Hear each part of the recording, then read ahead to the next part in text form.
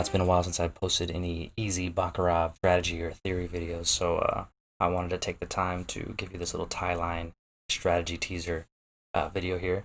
One thing you're going to notice is the mixture color of cards that I used to form the 8 decks coming out of the shoe as I'm dealing it. It's all random, it's all hand shuffled. It is 8 decks made up of a bunch of assortment of different color cards. When you purchase those decks of cards at like Target or Walmart, they usually come in packs of 4s, 2 blue, 2 red. So I picked up a bunch of those, and over time I lost and just put them all together. So you're gonna notice that. You're gonna notice my shirt's off, so a little bit of belly showing. What we're gonna do in this video is I'm gonna give you some clips from some footage 3 years ago when I was first trying to develop this strategy. I kind of explain it a little bit, show it on paper, and I'm going to take you into the middle of that shoe. But like I said, in the end of the video, I'm going to go over a little bit on paper exactly what was going on in my head, because it's very confusing kind of jumping into the middle of the shoe like that. For obviously legitimacy purposes, this footage is so old, can't really do much about it now and go back and show anything else, anything extra. So you're going to witness a couple of predictions, or what I would like to call strategically guessed winning bets for the tie theory. Let's get started. That just shows you right there that the tie line is no joke.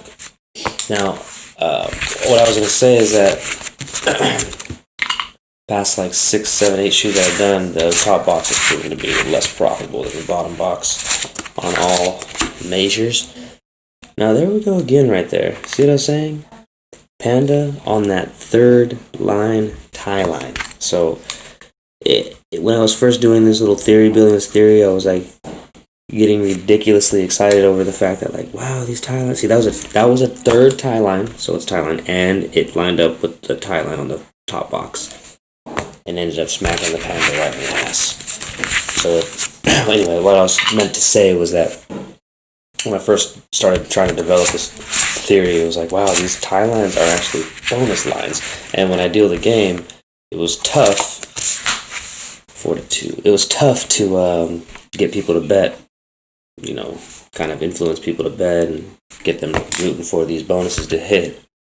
When I was saying tie line, it's a tie line. But when I say, hey, it's a bonus line, they're like, they look up, they're like, well, what do you see? It's like, I see bonus line, bet it. Usually they follow that a lot more than they follow a tie line, I'll tell you that much.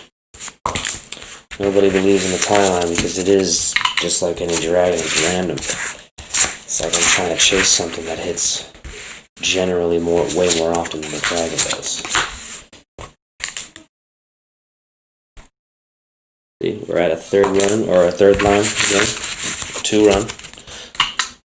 Bonus line or tie line, whatever you want to call it, and top box tie line is there. Let's see if the tie hits.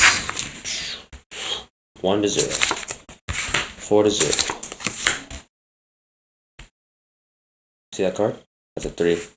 That's an 8 plus 3. Yeah, that's 4.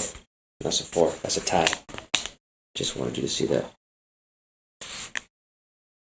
Okay, of course I'm hella proud of that card right there, but the shoe's not over. So, do we know if it's profitable? Who knows? Will we have bet those pandas, those dragons? I don't know.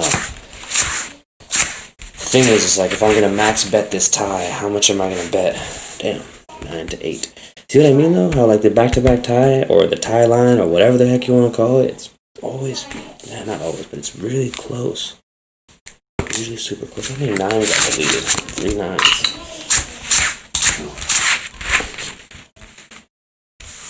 Jump back to player.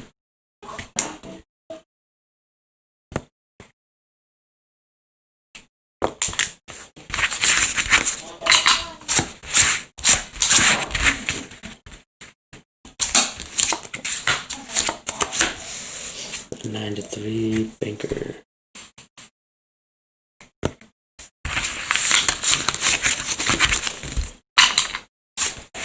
So far, it's hit on a bunch of player runs, not the banker runs. 6 player. Red, blue, red, blue.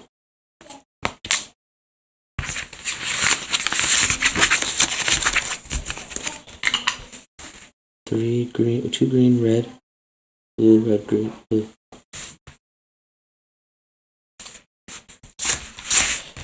I had to catch up. I went retarded right there. I thought I mistyped that. 6 to 4, blue.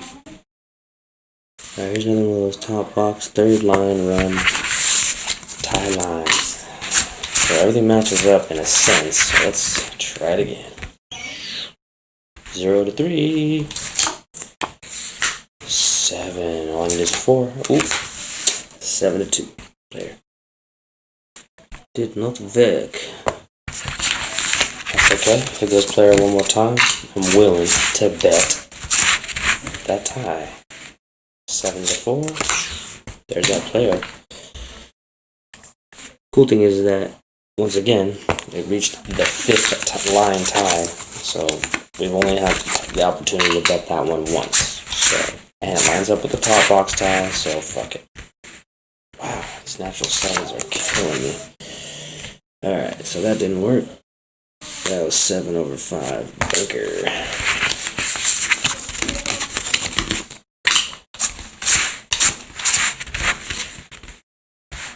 Natural 7 again. Alright, there it is. Triple line.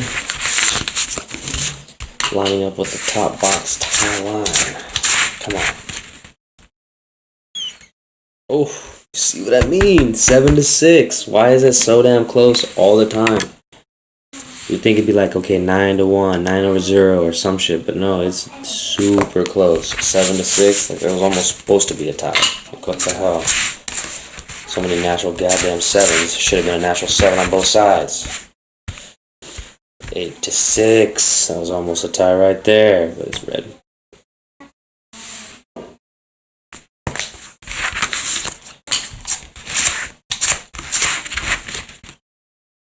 Two to 1. 6 to 1. 0 to 6. Player. Yeah, first couple of shoes I dealt had a decent amount of ties. Like they were just popping out. These last few shoes, 6 to 1. Shit, there's a tie. That's kind of corner pocketed right there. But you see, boom, it took that long for it to hit a jump tie. So, once again, during our waiting period, would we have waited for that second one to hit before we bet it again? Kind of interesting to think. It's like even more of a waiting period. Or a waiting game. 6 to 4. 8 to 6. Banker.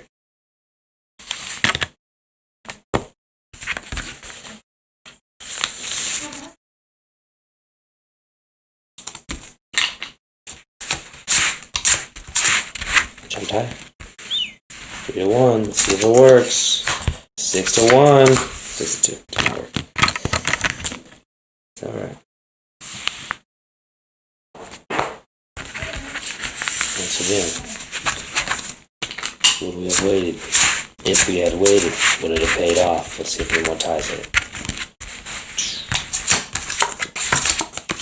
Dragon. What the hell was that?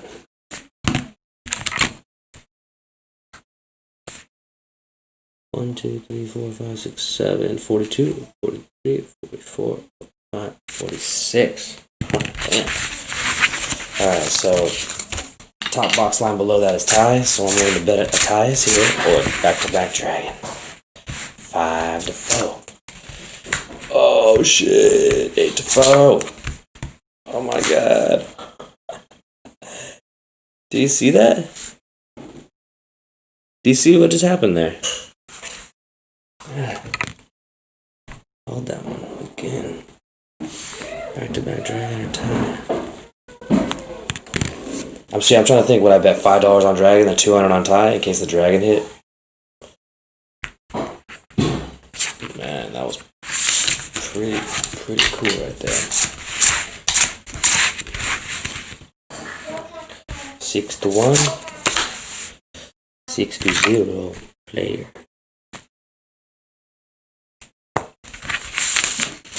See, once again, that theory of waiting for that to hit right? Boom, we waited that long. We missed it twice, hit it once, missed it again. Okay. We're still up 12, up 1,000 in a sense.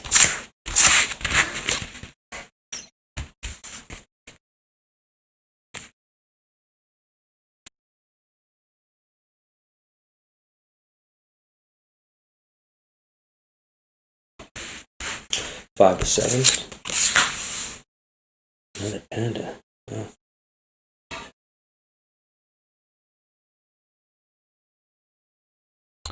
Okay, so if you're unfamiliar with the panda chase strategy, then go ahead and click some of the links at the top of the screen or at the end of the video. They're going to link you to that how to win panda strategy that I have. So what I did here was I just put the current video's scoreboard onto this phone app. And if you can see where the mouse is, the panda strategy basically states that once a player hits followed by a tie, we're going to, immediately followed by a tie, we're going to bet panda 10 hands in a row. So if you look at the top part of the screen, the top half, you can notice that any box that or any circle that has a box, penciled box around it, that's where panda hit. So the very last panda that was hit, if you look at the top of the screen, I'm get my finger on it, boom, right here. If you look further, if you look right there, that's where the player and the tie hit. So if we count from there, 10 hands, we land here. So player tie, 10 hands, lands right there. So the panda hit right there. So I just thought that was really cool because this footage is 3 years old, and when I recorded this one and dealt this shoe, I had pretty much no panda strategy developed yet or in the works. So it was really nice to see it hit. And as you can see, kind of further back and further ahead of that area here, we had the opportunity to bet again, and it did not hit. So all in all, it wasn't a profitable shoe, but it was still cool to see that it works. And that out of all those bets that we made on those pandas, that we're still only down, I think, 150. So yeah, it was really cool to see it in action, and you just got to get lucky to get those shoes that where it kills. So anyway, check it out. Click the links at the end of the video if you'd like. And yeah, that's part of the shoes. Crazy. Yeah, okay, first was, what did we say? It was jump tie.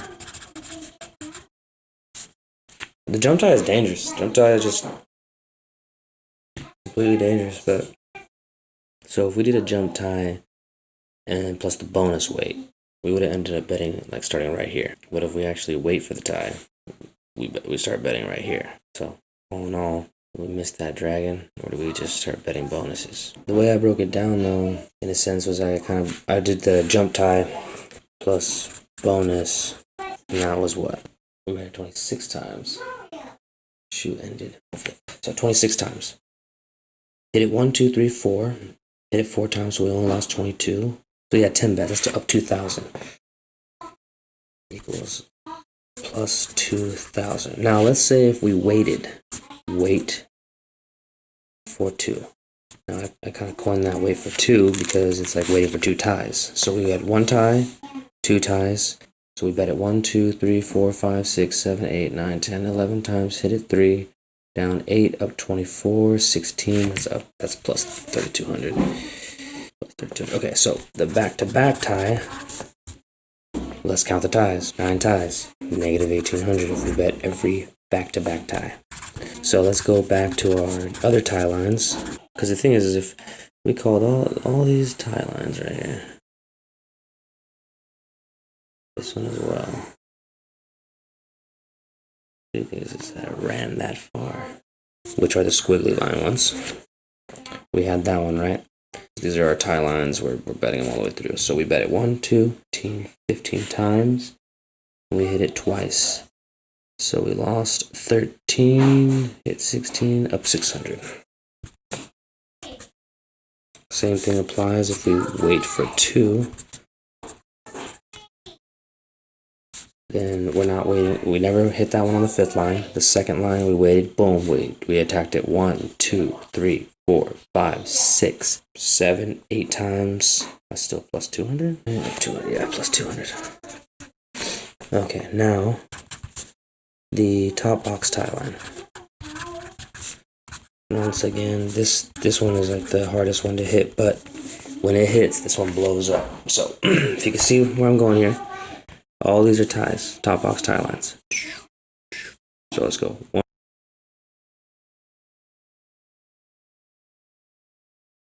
2, 33. 33 total bets we would have made. And we would have hit 4. So 32 bets minus 4 wins equals 28 lost. 4 times 8 equals 32. So that is 4, still up 800.